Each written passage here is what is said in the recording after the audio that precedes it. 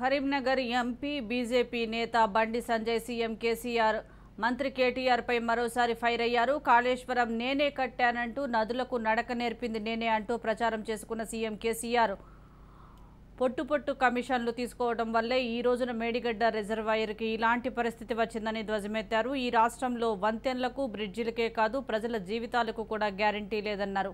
విదేశాలకు పారిపోవాలనే ఆలోచనతోనే కేసీఆర్ ఉన్నారని, బీజేపీ ముందు ఆయన ఆటలు సాగవన్నారు. కేసీఆర్ అధికార మదం వల్ల ఆయన కొడుకు మంత్రి కేటీఆర్ అహంకారపూరితంగా వ్యవహరిస్తున్నారని, ఇది ఏమాత్రం మంచిది కాదని మండిపడ్డారు. వారి వ్యవహార శైలిని ప్రజలు గమనిస్తున్నారని, ఈసారి ఎన్నికల్లో ఓటు ద్వారా బుద్ధి చెప్పడం ఖాయమని ఆయన అన్నారు. చెడుపై మంచి విజయం సాధించిన పవిత్రమైన విజయదశమి రోజు రాష్ట్ర ప్రజలందరికీ బండి సంజయ్ శుభాకాంక్షలు తెలిపారు. ఆయన ముఖంలో చూసిన అహంకారం చూడండి, మీరు అబ్జర్వ్ చేయండి.